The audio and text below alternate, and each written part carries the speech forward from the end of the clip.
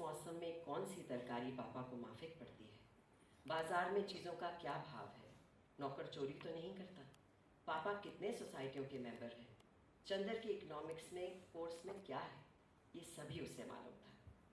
Motor या बिजली बिगड़ जाने पर वो थोड़ी बहुत इंजीनियरिंग भी कर लेती थी, और मातृत्व का अंश तो उसमें इतना था कि हर नौकर और नौकरानी उससे अपना सुख दुख कह देते थे। पढ़ाई के साथ साथ घर का सारा कामकाज करते हुए उसका स्वास्थ्य भी कुछ बिगड़ गया था। मैं क्षीर सागर नजर आया तो उसने हार कर प्याला रख दिया। क्यों? पीते क्यों नहीं? सुधा ने अपना प्याला रख लिया। पिए क्या, कहीं चाय भी हो? तो और क्या खालिस चाय पीजिएगा? दिमागी काम करने वालों को ऐसी ही चाय पीनी चाहिए। तो अब मुझे सोचना पड़ेगा कि मैं चाय छोड़ूं या रिसर्च। न ऐसी चाय मुझे पसंद है, न ऐसा दिमागी काम। लो, आपको विश्वास नहीं होता? मेरी क्लास फेलो है गेसु काज़मी, सबसे तेज लड़की है। उसकी अम्मी उसे दूध में चाय उबाल कर देती है। मेरी सबसे घनिष्ठ मित्र है और उतनी ही अच्छी है जितना अच्छा नाम। जरूर जरूर, मुंह बिचकाते हुए चंदर ने कहा, और उतनी ही काली होगी जितने काले गेसु। डर, शर्म नहीं आती किसी लड़की के लिए ऐसा कहते हुए? और हमारे दोस्तों की बुराई करती हो तब? तब क्या, वो तो सब हैं ही बुरे। अच्छा तो नाश्ता, पहले फल खाओ। और वो प्लेट में छील छील कर संतरा रखने लगी। इतने भी ज्यों ही वो झुककर एक गिरे हुए संतरे को नीचे से उठाने लगी कि चंदर ने झट से उसका प्याला अपने सामने रख लिया और अपना प्याला उधर रख दिया और शांत चित्त से पीने लगा। संतरे की फांकें उसकी ओर बढ़ाते हुए ज्यों ही उसने एक घूंट चाय ली तो वो चौंक कर बोली, अरे ये क्या हुआ? कुछ नहीं, हमने उसमें दूध डाल दिया। तुम्हें दिमागी काम रहता है ना? चंदन ने ठाठ से चाय घूंटते हुए कहा। सुधा उड़ गई, कुछ बोली नहीं। चाय खत्म करके चंदन ने घड़ी देखी। अच्छा लाओ, क्या टाइप करना है? अब बहुत देर हो रही है। बस यहाँ तो 1 मिनट बैठना बुरा लगता है आपको। हम कहते हैं कि नाश्ते और खाने के वक्त आदमी को जल्दी नहीं करनी चाहिए। बैठिए ना। अरे, तो तुम्हें कॉलेज की तैयारी नहीं करनी है? करनी क्यों नहीं है? आज तो गेसु को मोटर पर लेते हुए तब 21 साल की उम्र में पढ़ी थी। अंधा युग किया है। सूरज का 7वां घोड़ा मेरी पसंदीदा किताबों में से है। तो बस हम जो भी हैं साहित्य के बदौलत हैं। रंगमंच और साहित्य का एक बड़ा ही अनुनाश्रय संबंध है। क्या गुरु? बिल्कुल। तो हम बस उन्हें प्रणाम करने और याद करने आए हैं और बधाई के पात्र हैं। वाणी प्रकाशन ये आयोजन किया। उमा जी नहीं है, उमा उन्होंने मुझे बोला कि अब तुम जाओ। मैं शूटिंग में था, कैसे कैसे चेंज करके आया हूँ। आज आपको कैसे लग रहा है? थोड़ा आगे आ जाना सर, कैमरे में। पंकज जी आए हैं, कैसे लग रहा है? कैसा लग रहा है आप बताइए। मेरी किताब भी छापी है, आपसे कुछ नहीं, पंकज जी के आने से ये सहूलियत होती है या आश्वस्त होते हैं हम लोग कि साहित्य सिर्फ साहित्य पाठकों के लिए नहीं, एक दुनिया, साहित्य की एक बड़ी विशाल दुनिया है जिसके अंदर हम जिसमें समाज है, संस्कृति है, सभ्यता है, और जो हमारी फिल्मी दुनिया है उसमें भी वो भी साहित्य के कहीं और छोर पे कहीं ना कहीं उसके साथ जुड़ी हुई है। आज गुनाहों का देवता पुस्तक का पंकज जी 164वां संस्करण आया है। ये एक रेयर बात है। ऐसा होता नहीं है कि साहित्य की किताबों के इतने ये कोई पाठ्य पुस्तक भी नहीं है। नहीं है। हाँ, ये सिर्फ पाठकों के प्रेम के कारण 75 वर्षों से ये 7 पीढ़ियों से किताब पढ़ी जा रही है। हाँ, 49 या 50 में छपी थी। सर जी 47, हाँ जी। और ये ऐसे, तो इसके लिए आज आप आए हैं, हम आपका आभारी हैं कि इस कारण आप आए और इस किताब को आपने अपने प्रेम दिया। भारती जी और पुष्पा जी के प्रति आपने अपना स्नेह प्रकट किया। मैं इवन 2 हफ्ते 10 दिन पहले मेरे प्रिय दूसरे लेखक श्री लाल शुक्ल जी की जयंती थी। उनका भी 100वां साल पूरा हुआ था। तो राग दरबारी भी मेरी प्रिय आप ही के प्रकाशन से आई है। अरे वाह, हाँ। तो श्री लाल शुक्ल जी भी प्रिय लेखक हैं। तो अच्छा है, हम लोग तो साहित्य पढ़ के ही पढ़े हैं। हिंदी सिनेमा में भी चाहते हैं साहित्य के ऊपर ज़्यादा काम हो। आई थिंक सत्या व्यास भी आए हुए हैं, आज कहीं अंदर हैं, और भी युवा लेखक आए होंगे जो नया लिख रहे हैं। तो ये अच्छी भी बुक अभी वाणी प्रकाशन से प्रकाशित होगी, ऐसी उम्मीद करेंगे। बिल्कुल, मैं तो लिख ही दूंगा कुछ ना कुछ। जीवन अनुभव तो है ही। पंकज जी, अब आप एक चर्चित हीरो हैं। हाँ। ऐसे में पाक की सुरक्षा कितनी ज़्यादा मायने रखती है, क्योंकि आज ही आपने देखा कि सैफ अली खान जी के नहीं, हर हीरो अभिनेता नहीं, हर व्यक्ति की सुरक्षा महत्वपूर्ण है, आपकी भी, किसी भी कॉमन सिटीजन की भी महत्वपूर्ण है। अप्रिय घटनाएं होती हैं, उसके लिए लॉ एंड ऑर्डर बना हुआ है, वो लोग अपना काम करेंगे। सर एक सवाल आज की युवा पीढ़ी के, अभी रिसेंटली एक पोस्ट आया था जहां आपने आपका घर दिखाया था, जो आपने आप लोग इतने ज़मीन से जुड़े हुए हैं in spite of being such a big star, तो आज की युवा के लिए आप क्या मैसेज देना चाहेंगे? क्या मैसेज दें? एक और सवाल है सर, युवा के लिए कैसे बुक्स पे वापस जाना है ये भी बताइए। किताबें हमारे इमेजिनेशन को बढ़ाती हैं, कल्पना को। अब मोबाइल जो है वो कल्पना को सीमित कर देता है, क्योंकि हम विजुअल देख रहे हैं। तो मैं हमेशा से किताबों का हिमायती हूँ, क्योंकि किताबें आपकी कल्पना शक्ति को बढ़ाती हैं। आप पढ़ते हुए विजुअल अपना बनाते हैं। और हमारा मीडियम जो है सिनेमा का, वो बोलता है, जैसे रतन धियम जी बोलते थे कि आप सिनेमा में एक चांद देखेंगे तो दर्शक में बैठे सारे लोग एक ही चांद देखेंगे, लेकिन रंगमंच पे अभिनेता आएगा और बोलेगा देखो कितना सुंदर चांद है, तो ऑडिटोरियम में बैठे 300 लोग 300 चांद देखेंगे। तो कभी भी किताबें आपकी कल्पना को बढ़ाती हैं, आप अपनी इमेजिनेशन से अपने विजुअल बनाते हैं। हमारा मीडियम एक विजुअल बना के दे देता है कि ये है जी रेफरेंस, ये देखो। Thank you. वाणी प्रकाशन इतने लेखकों को सामने लाती रही। मैंने अभी तक वाणी के लिए कुछ लिखा नहीं, पर अदिति मेरे संपर्क में है और ज़रूर मैं उनके लिए कुछ लिखूंगी। मैं बधाई देती हूँ कि हिंदी कृतियों से, हिंदी लेखकों से पाठकों के परिचय कराने में वाणी ने बहुत ही अहम भूमिका अदा करी। अब मुझे ये कहना है कि मैं यहाँ डॉक्टर धर्मवीर भारती की 100 जन्मदिन उत्सव पे आई हूँ। भारती जी से मेरा बहुत करीब का रिश्ता था। उन्होंने मेरे पहले प्ले रियाज को बहुत सराहा। डिस्कवरी ऑफ इंडिया में मैंने गांधारी किया और आज भी मैं कर जाती, पर मैं देख रही हूँ 4-5 लोग गांधारी करना चाह रहे हैं, इसलिए कोई बात नहीं। पर भारती जी के एक साहित्यिक पे, कनुप्रिया और अंधा युग पे मैंने एक नाटक भी लिखा है, शब्द लीला, और आज मैं उनके प्रति अपना आभार प्रकट करती हूँ। पुष्पा जी को ईश्वर इतनी शक्ति दे कि इतनी जीवंत बनी रहे। सबको, वाणी प्रकाशन को इतना ज़बरदस्त फंक्शन करने के लिए बहुत बहुत शुभकामनाएं। सबसे पहले तो धर्मवीर भारती जी के जन्म शताब्दी के लिए तमाम उन लोगों को बधाई देना चाहता हूँ जिन्होंने इस समारोह को आयोजित किया। वाणी प्रकाशन के लोग और अदिति के पिताजी अरुण माहेश्वरी जी को मैं हृदय से आभार प्रकट करता हूँ।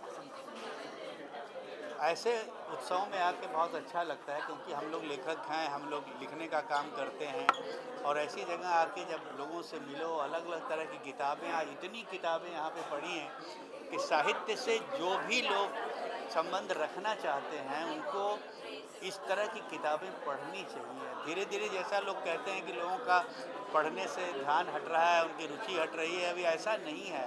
आज इतनी किताबें देख के मुझे लग रहा है कि अब ज़रूरी नहीं कि आप किताबें पढ़ें, आज किताबें सब जगह अवेलेबल है।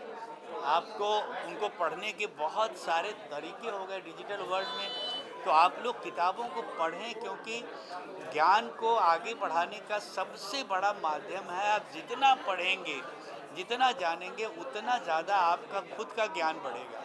तो इस प्रयास के लिए मैं इन तमाम लोगों को बहुत बधाई देता हूँ और सबका शुक्रिया अदा करना चाहता हूँ। धन्यवाद। सर, आज डॉक्टर धर्मवीर भारती जी का जन्म शताब्दी उत्सव है, यहाँ पर आकर आपको कैसा लग रहा है?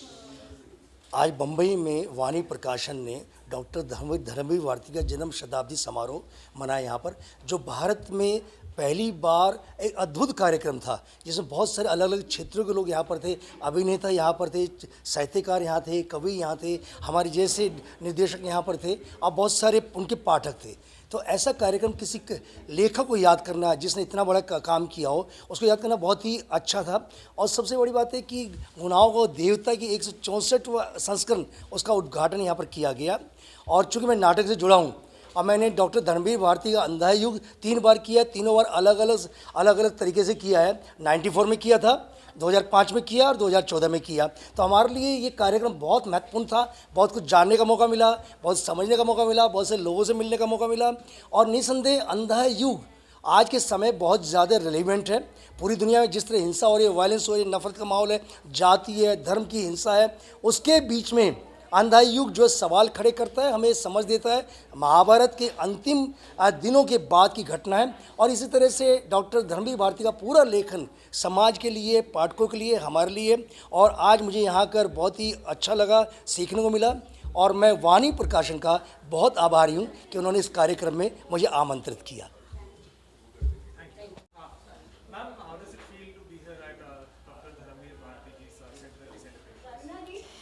भारती जी इस देश के ही नहीं, इस दुनिया के बड़े लेखकों की फहरिस्त में नंबर पहली पंक्ति के कुछ जो नाम होंगे उसमें आते हैं। भारती जी की सामयिकता आज उनके जाने के इतने वर्षों बाद भी बनी हुई है। 62 वर्ष का हो गया वाणी प्रकाशन, और आज़ाद देश के साथ बनी उनकी किताब गुनाहों का देवता आज भी मौजू है और प्रेम की पहली किताब मानी जाती है।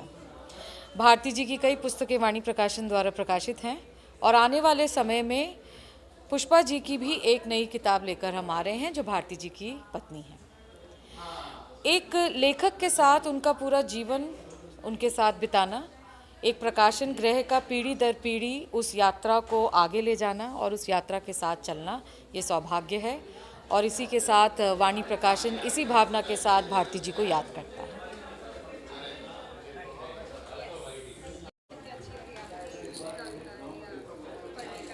बहुत अच्छा लग रहा है क्योंकि धर्मवीर भारती हमारे हिंदुस्तान के प्रमुख राइटर हैं और धर्मयुग के संपादक रह चुके हैं। और बचपन में मुझे याद है कि बचपन से यादें जुड़ी है कि धर्मयुग और हिंदुस्तान हम लोग बहुत खूब पढ़ा करते थे।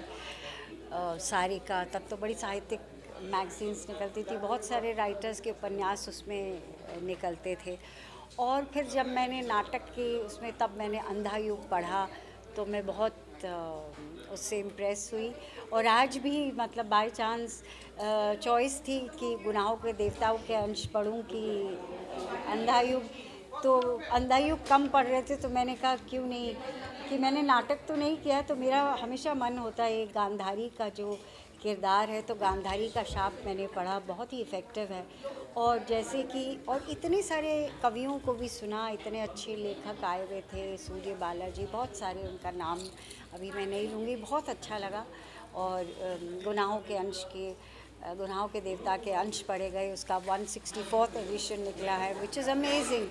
कि हमें लगता है कि पुस्तकें लोगों ने पढ़ना बंद कर दिया, पर ये उसका प्रूफ है और बहुत खुशी की बात है। और बहुत अच्छे अच्छे लोगों से, पंकज त्रिपाठी, दिव्या दत्ता, सीमा पावा, बहुत अच्छे, बज्जू भाई, राम गोपाल बजाज हमारे गुरु थे, बहुत अच्छे अच्छे लोगों से मिलना हुआ, उन्होंने अपना पाठन करा, किसी ने उनकी यादें शेयर करी, बहुत अच्छा लगा सुन के।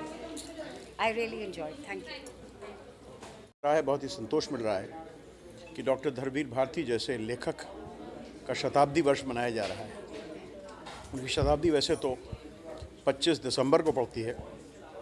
25 दिसंबर 1924 में उनका जन्म हुआ था, उसी दिन जिस दिन उनके घनिष्ठ मित्र अटल बिहारी वाजपेयी जी का जन्म हुआ था। लेकिन किसी वजहों से ये कार्यक्रम 25 दिसंबर को नहीं हो सका। कुछ लोग महत्वपूर्ण भारती से जुड़े हुए यहाँ नहीं थे उस समय। बहुत से अभिनेता जिनको आज आपने देखा वो लोग नहीं थे, भले वो दिव्या दत्ता रही हों, भले वो अनूप सोनी रहे हों, भले वो पंकज त्रिपाठी रहे हों, बहुत से लोग यहाँ नहीं थे उस समय। हिमानी शिवपुरी नहीं थी, इसलिए इसको थोड़ा सा टालना पड़ा। लेकिन आज जितना अच्छा और जितना लंबा कार्यक्रम हुआ, सुबह 10 बजे से लेकर शुरू होकर अभी 7:30 बज रहे हैं, अभी तक ये कार्यक्रम चला और लंबा भी खिंच गया थोड़ा सा। एक सेशन थोड़ा सा हमको कर्टेल करना पड़ा, लेकिन फिर भी भारती जी को याद करना इससे कम समय में हो भी नहीं सकता। और भारती जी ने क्योंकि हमेशा नवोदित लेखकों को आगे बढ़ाया, तो बहुत से नए लेखकों की और बहुत से पुराने लेखकों की कई किताबें भी यहाँ उनका भी विमोचन हुआ, उनकी भी जिसको कहते हैं कि रूनुमाई हुई, मुंह दिखाई हुई, वो भी बहुत अच्छा था। और भारती जी के अभिधान पे जिस तरह सब लोगों ने बोला भारती जी के नाटकों का जिस तरह पाठ हुआ, भारती जी के नॉवेल गुनाहों के देवता का 164वां एडिशन निकला, जो कि बहुत बड़ी बात है। हिंदी भाषा में इतना नंबर ऑफ एडिशंस किसी किताब का नहीं निकला। इस किताब को 76 साल हो गए छपे हुए, और 76 साल में 164 मतलब लगभग एक साल में 2.25 एडिशंस निकलते रहे इस किताब के लगातार, तब से लेके 1949 से लेके अब तक। अभी धर्मवीर भारती के जो शब्दों के जादूगर थे उनके बारे में 2 शब्द बोलना तो बहुत मुश्किल है, और उनको शब्दों में बयान करना कि हमारे जैसे लोगों का कि कैसा लग रहा है, बहुत ही अजीब है और बोल ही नहीं सकते। बट प्रयास का मैं ज़रूर सराहना चाहूँगी। I really want to praise the initiative which is been taken, because Dharamvir Bharati जो हैं हमारा, क्योंकि हम राष्ट्रीय नाट्य विद्यालय से हैं, तो हम लोग तो मतलब मुझे नहीं लगता NSD के किसी बच्चे को भी अंधा युग नहीं पता या धर्मवीर भारती नहीं पता। बट हमारा देश बहुत सारे युवकों का है, और I think youth should know कि he was an epitome of romance. जैसे वो लिखते थे हम लोग, मुझे नहीं लगता कि आज के बच्चों को समझ भी आता है, या वो समझ भी सकते हैं अगर वो नहीं पढ़ें कि क्या उनकी तुलना जैसे वो करते थे, उनकी सिमिलीज जो होती थी, वो जैसे आँखों का अपराजिता फूल से कंपेयर करना, मुझे नहीं लगता कि हर राइटर ये कर सकता है। इसीलिए ये बहुत ज़रूरी है और होते रहना चाहिए। Thank you very much. I read a bit of गुनाहों के देवता। अगेन गुनाह के देवता मुझे लगता है is about love, and it is about love with many, you know, the best part about Dharmveer Bharti is it's not one dimensional. It has many dimensions, it has many depths, so it's not like flat. So and hence no wonder कि अब तक वो editions ख़त्म ही नहीं होते। सबसे ज़्यादा प्रकाशित किताब है ये, सबको पता है इंडिपेंडेंस के बाद।